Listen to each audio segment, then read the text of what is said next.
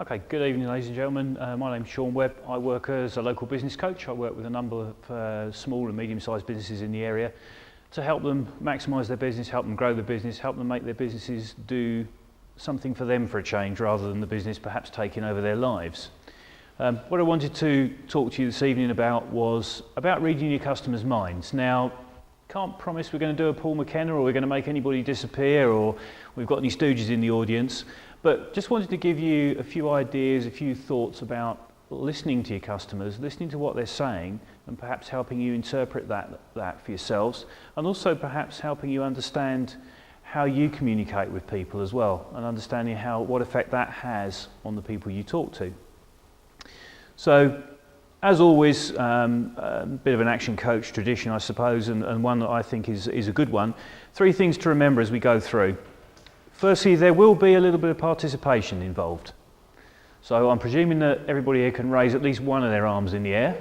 Yes? Good? That's good. Yeah, there's a few arms going up there, so you can actually participate when asked. We all meet people in life who are what I would call below the line. Everything is everybody else's fault. The dog did it, the dog ate my homework, somebody else did it and ran away.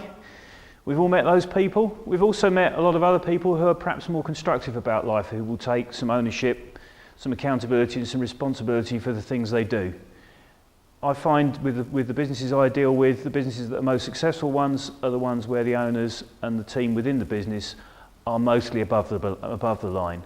We all slide below the line occasionally, that's life, I'm afraid that sort of thing happens. But as a coach said to me a little while ago, it's okay living in Pity City for a while, but it's not a great place to spend all your life. So that's the second theory, that's the second principle. Third principle is, I will undoubtedly start talking about some things that you already know about, you've already heard about, and you potentially know all about. The danger with that is a little voice in your head goes, I know this, and then you stop listening. We all do it, we're all good at it, even I find myself doing it too. If you find yourself thinking the I knows, think, isn't that interesting? I wonder if there's something here that I don't yet know or haven't yet heard. So banish the I knows. So first 3 principles as we go through. A little bit about me, my purpose, my way of doing things, I help businesses fix problems and I help them plan their future and ensure that planned future. That's what I do, that's what I specialise in, that's what I enjoy doing most as part of my work and part of my business. So, moving on and just now talking about the actual subject in hand. So, customers' decisions that are based on what? Logic or emotion? What would you say is the biggest influence? Emotion, Richard. Anybody else want to go for emotion? Yeah, we've got quite a few hands up there for emotion. What would you say was the split between the two in percentage-wise? 80 emotion, no, 95% emotion, and 5% logic. Anybody else want to take another? Go on, Chloe, what do you reckon? Go on upstairs. Yes. Anybody punt for logic? That would be the highest one. It would depend on what your purpose is. I would have said they were close to 60-40. Mm-hmm. It depends who your customers are. Yeah, and what your product or service is. The customer base is, I think. Mm-hmm. Okay, so this might or might not come as a surprise then. And that's for any purchasing decision. Doesn't matter. There's been quite a lot of work done on this, and it's mainly about the emotion. So first thing to think about when you're involved in sales is, what's the emotional connection you're making with your clients? Yes, logic's good. Yes, telling clients about all the features and benefits and all the things that are there, that's great. But how do you relate those to the customer's emotion in the sale, in the work you're doing? So think about that. That's a very important place to start from. And also all the good stuff that Elizabeth's been telling us about websites and about e-marketing. Think about how do you connect with emotion in those? How do you get that into that? How do you write that? How do you make that happen in all your marketing? How do you actually do that? We all have three main tools, or 3 tools we communicate with. And these might be quite surprising. I know when I first saw this, I thought, that's interesting. I didn't really think about it that way. First tool is our words. Second one is our voice and the way we use our voices. Think about all those presentations where you've sat and fallen asleep in because the guy's gone on in a monotone and you have got so bored you have fallen asleep. I hope not to do that to you this evening, but it does happen. The third one is body language. And I think we don't give enough credibility to that. If we then put some percentages to this, 7% of communication comes by our words, 38% comes by our voice, and 55% by our body language. How many of us actually pay attention that much to our own body language, and how many of us realise the clues that other people are giving us by their body language, but we just don't pick them up consciously? We might pick them up subconsciously, but not necessarily consciously. So when we're out there trying to read our clients' minds and trying to work out what it is they're actually thinking about, what we're telling them or what we're talking about or what our product is or service is or whatever it is we're trying to do with them, 3 things to watch for: words, voice and body language. Most importantly, body language. If you've got somebody screwed up in the corner like a pretzel with their arms crossed behind their back and looking really, really uncomfortable, but they're telling you how wonderful they think you are, perhaps they're lying. Perhaps they're not telling you the whole truth. So bear in mind that first thing. I think we all do. So think about that, and think about how important it is then when you're actually in front of people. Again, Elizabeth was talking to us about networking and how good networking was. Networking is one of the few marketing things where all 3 of those things are present for everybody in the room. If you're doing something online, if you're doing something by webinar or by phone or any other way or by email, you don't have those 3 connections. And with body language being the most important, face-to-face communication still continues with human beings being a very powerful way of doing business, of communicating, of doing that business. Okay, moving on from that, we also have modes of communication. A lot of work was done on this with children, with teachers and children, with the way children were taught. It was found that a lot of kids in classes were not learning very well, and they were put down the usual start is, well, they're thick and stupid and they don't know what they're doing, and they'll never learn anything. And that was actually complete rubbish, as always. It was found that in a lot of cases children were not using or not capable of accepting the same modes of communication that their teachers were using. The 3 modes are visual, audio, auditory and kinesthetic. So do you learn by seeing things? Do you learn about hearing things? Or are you more of a touchy-feely person where you actually need to do them? Bear in mind your customers could be 1 or all 3 of these. We're generally a mix of the 3, usually 2 more than the others. Typically the population is 40% visual, 20% auditory and 40% kinesthetic. So again, bear in mind when you're talking to people, if you're hearing a lot of words, how they see something, how something looks, what the colour of something is, perhaps they're very visual people. Perhaps they need visual information from you to help them buy, to help them understand your product. If you hear them talking about hearing things, about what something sounds like, rings a bell, metaphors and phrases around sound, people liking lists, they're very auditory. So do they need auditory clues from you? Can you read their mind by giving them auditory stuff? If they've come into a showroom, if you have a shop front, if you have a retail business and they want to touch things and pick them up, I suspect Kelly has a nightmare with people wanting to fiddle with the flowers and ruining the flowers. But if they're very touchy-feely people, they will need to pick things up. They will need to touch them. They will need to experience something to actually want to buy from you. So provide that experience. Have things that they can do that with. It's very important to some people to be able to do that. So the kinesthetic part as well. The final bit I want to talk about, and perhaps this is the longest part, is actually looking at personality profiles and understanding how our personalities affect, first of all, the way we communicate ourselves and what we expect from others, and then also how we then might react with other people with different profiles and different types of personalities, and perhaps the challenges that might present us if we're not aware of what our own profile is. What this does is it will help you, first of all, understand your own profile, understand what's important to you, understand how your brain's wired up, and then understand how you actually interact then with others.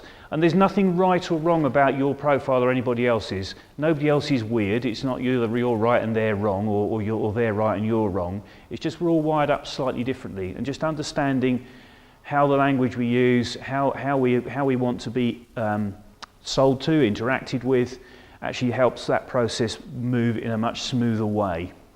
So a little bit of mind reading using DISC profile, and explain what DISC means in a minute as well. We'll go through this and I'll explain exactly what that's all about.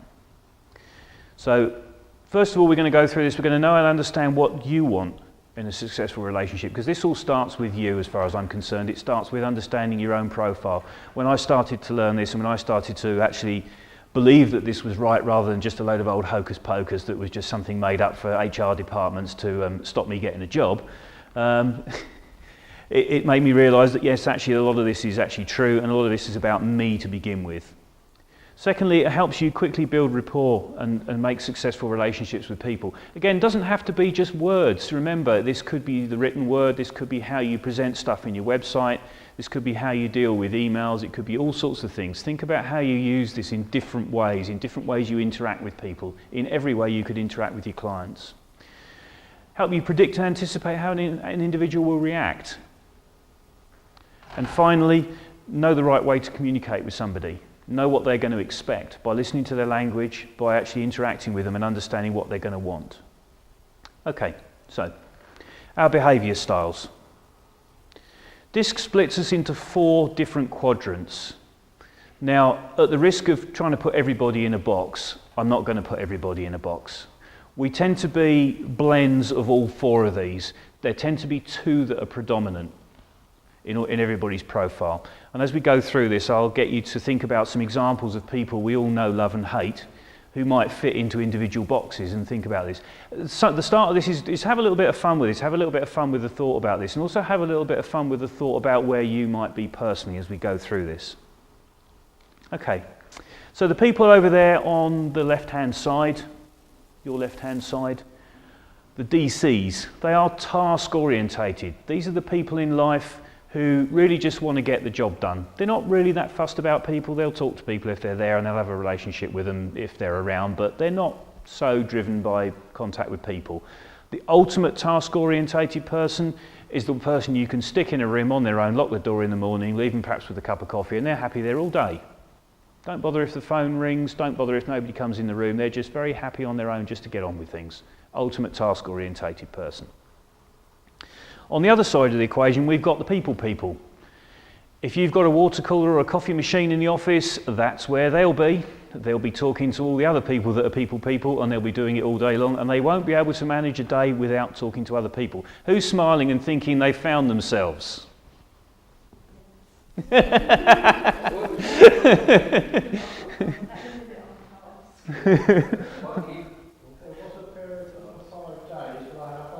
Mm-hmm.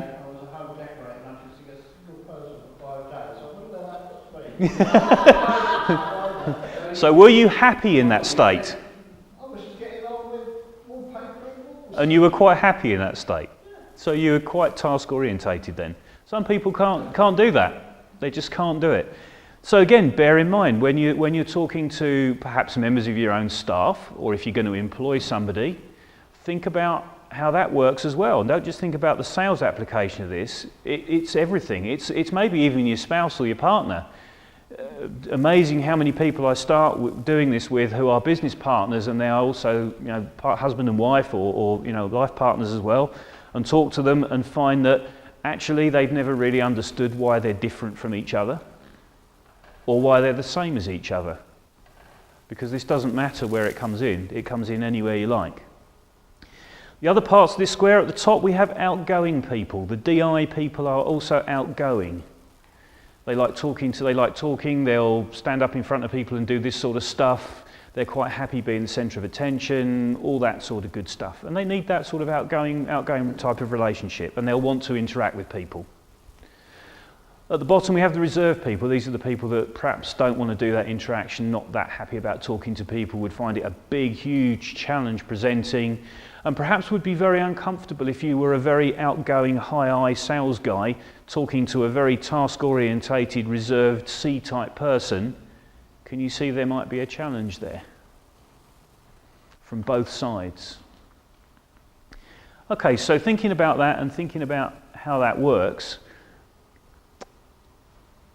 politicians in the recent past, the classic example is, where would you put somebody like Tony Blair and Gordon Brown? How would you split that? That was quite a stormy relationship between those two guys from what we can work out from what we were told at the time. Where do you think Tony Blair might be in these squares? All of them. No. By X. Okay. Well, as a politician, I would suggest he's probably got quite a lot of quite outgoing and quite task orientated, because he would need to get stuff done. Yeah. Okay. Do you think he might also have been more of a people person as well? He was very much one for doing presentations and standing up in front of people and talking to people. Yeah. Gordon Brown might well have been more over this side, much more reserved, perhaps. Yeah. Perhaps that's why his relationship with the press wasn't quite so good, and the relationship between them was also maybe a little bit strained in some ways, but also where they might have actually complemented each other quite well, because they had different parts of this quadrant. Also think about other people you know and think about how they might fit, and think about yourself as well, how you might react.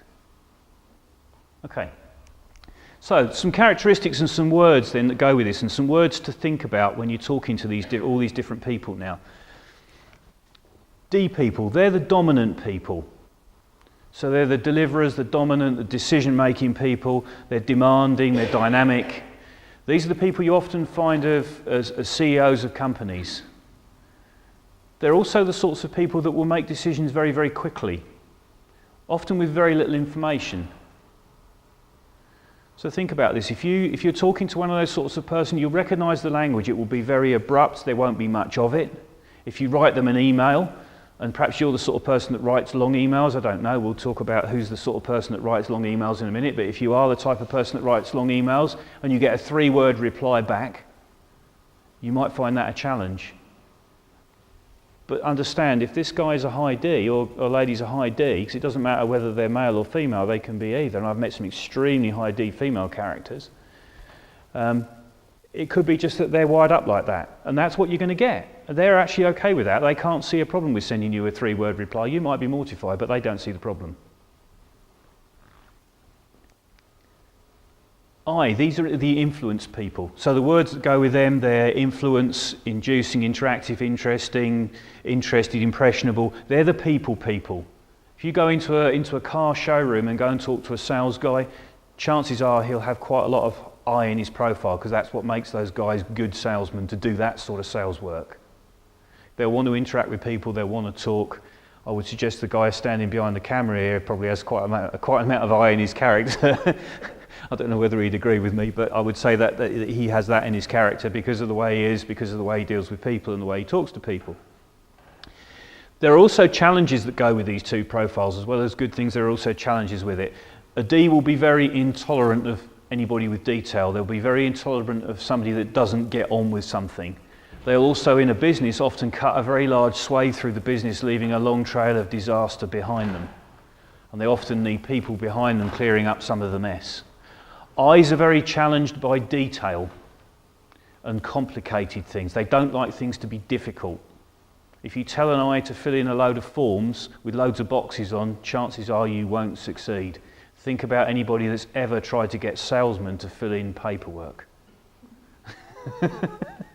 Anybody that's ever worked with salespeople or in an area with salespeople, trying to get them to fill in forms is a nightmare. Some of that is the reason is because of their character and their personality profile. And what attracts them and makes them good salesmen doesn't make them good form fillers. S's, these are the steady people. So they're stable, supportive, specialists. They like the status quo, not the band, but they like the things to stay the same.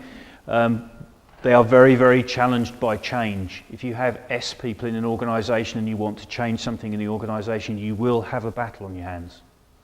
They're great people though. They're really head down, backside up in the air, get on with it sort of people. These are the people that get things done in an organisation.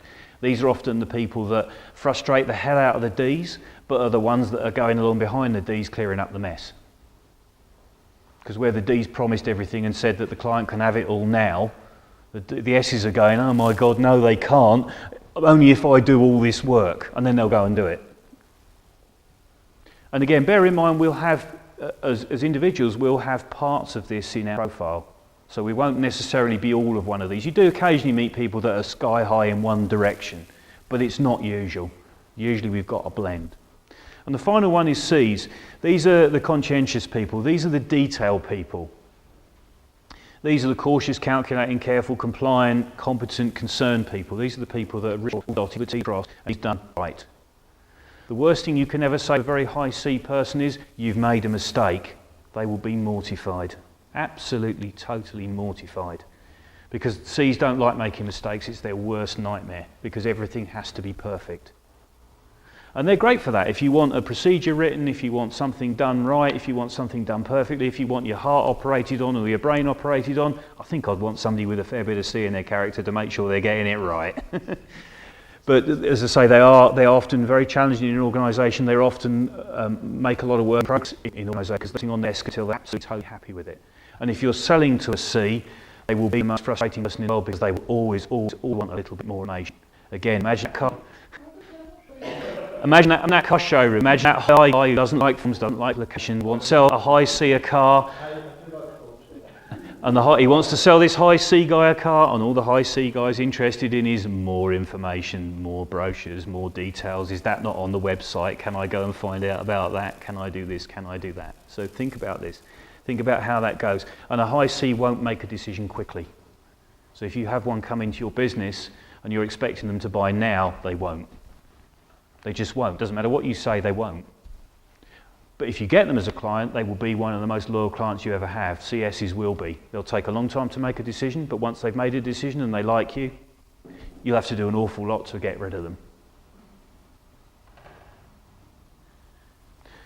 So think about how that works. Think about how that goes with it. Think about who in your life and for yourself as well. How do you fit? What do you think the percentages might be for your character, for your personality in those areas? And then think about people you deal with on a regular basis and think about how much of a challenge are they to you to deal with. Perhaps it's your partner, and think about how that works, how your relationship works, and understand how that has that influence. So some strategies to use. A D needs power. Don't try to dominate a D. You won't dominate a D, you will just end up with a pump. And if you're high, you won't dominate them. You won't make them do anything that they don't think is their decision. So give them choices, give them options, give them a feeling of control, but don't give them many options, because equally well you'll turn them off. So 2 or 3 things. You could do this, this, or this. What would you like to do? And they might say, "Oh, that's a great idea. I'll do this," and they'll do it, and they'll go on and they'll go on with it. How they can make it so quickly if you're this seeing character in particular, but they'll do it and they'll be quite happy with that. They're also quite going beyond the decisions because they'll make the decisions very, very quickly, with very little information, and find out that wasn't a great idea because I've never had a little bit of information on how to do that, so I won't do it now. So they often change their mind as well. I's need people. So build the relationship, have some fun, make it easy to do business, discuss how it will work, get people involved, get that people dimension involved, work out how that works, and work out how that works for them. Or for you, if you're a high I person, you'll find you'll need to build that relationship with your clients to make it work. S's need promise. Remember, they're the steady people. They need to know something's going to happen. They need the certainty. So make that promise. Give the assurances, give the guarantees, give them time to think. They will. Another one like C's, they won't do things quickly. They will need that information. They'll need that stuff to do it. C's need proof. So provide it. Answer the questions. Give them all the data they want. Give them brochures. Give them website links. Give them all that detail that they need, because they won't do it quickly. It's really interesting to go a lot deeper with this. We did an exercise with a bunch of clients in a coaching session where we actually gave them the exercise. All the clients knew what their profile was, because I can do these profiles and get them done scientifically so that everybody knows exactly where they are on their profile. And we did it with a whole bunch of them. We separated them out into their dominant profile area and told them they were buying a car, and got them to make a list of things, 20 things we said, that they would want to know when they were buying a car. The D's couldn't come up with more than 4. The I's didn't care as long as it was green. The S's wanted to know how long the warranty was. And the C's, well, 20 was nowhere near enough. So it's really funny to think about how that works and think about how the different characteristics work and how they go together with the sales. And then think about how you identify that with the words these people are using. Because they will use those words that are in the characteristics. And it's then listening to your client, listening to your prospect and thinking, what words are they using? But also then tempered with that thought of VAK as well. What is the visual, audio, kinesthetic thing that's going on here? And this isn't easy to do. Trying to do this all in one go, you probably blow your mind up. I know it did with mine. It was a bit like, how am I supposed to do that and remember what I'm selling as well? And you can't do it. But a start is just to think about this profiling. Under pressure, we all change as well. If you lean on us a bit, things change slightly. And also you get a reaction. A D, you can imagine, under pressure, gets angry. That's quite a common reaction. If you lean on somebody that's a D and try and force them to do something, they will get angry. So will other profiles as well, but in particular a D will. And they'll start pointing their finger, looking at Elizabeth and her finger. They'll start pointing their finger and shouting and making a lot of noise and wanting something to happen. I's will tend to blame others. They tend to have very high expectations. So when under pressure, maybe those expectations are unrealistic. And they will attack against that idea. S's will tend to compromise. They want to be everybody's friends. They're not happy about upsetting people. They are very people again. But they'll often keep that hidden. And that hurts an S. They very much like to express their feelings. So that compromise doesn't help. But that's what they'll try to do under pressure. And finally, the C's will tend to evade. Again, they don't like being confronted. If you tell C he or she has got something wrong, they won't like that. They'll try and ignore that issue, or they will just disappear off into a bit of a cave. You know, they don't like that sort of conflict, so they'll evade. So you won't get an answer out of them. You won't get a straight conversation with them, and that's what happens under pressure. Okay, so thinking about that, taking away those thoughts of words and taking away those thoughts of how we're all wired up, but first of all thinking about how am I in those situations? What does it do for me? How does it work for me? What do I find challenging? Because if I'm at one extreme and I'm meeting a client that's at another extreme, there will be a challenge in communication. But by reading their minds, by listening to their language, you can adapt your profile, you can adapt your approach to actually make that happen. And then the further from that is, as you do your sales and marketing, as you think about what you put online, think about how do you cater for these different people? How do you provide some extra stuff on your website for the C? How do you put some extra data on there without perhaps overloading the site so the Ds don't just look at it and go, my God, I can't deal with that. But the Cs have got it there if they need it. How do you put the people bit in there? How do you put the kinesthetic bit in there? Think about all these things as you do it. You won't get it all right immediately. Nobody ever does. But if you consider these things, you will have better communications with your clients, you will understand your clients better, and perhaps most importantly, you start to understand yourself a bit better as well and how you act with people. So, as always, take that away and do something with it. Even if you only take one thing out of that, take it away and think, I want to learn a bit more about that, or I want to look at what I do in a certain situation. Take it away, do something with it, and I'd be really happy to hear from any of you that do that and what successes or what challenges you find with it. Thank you very much.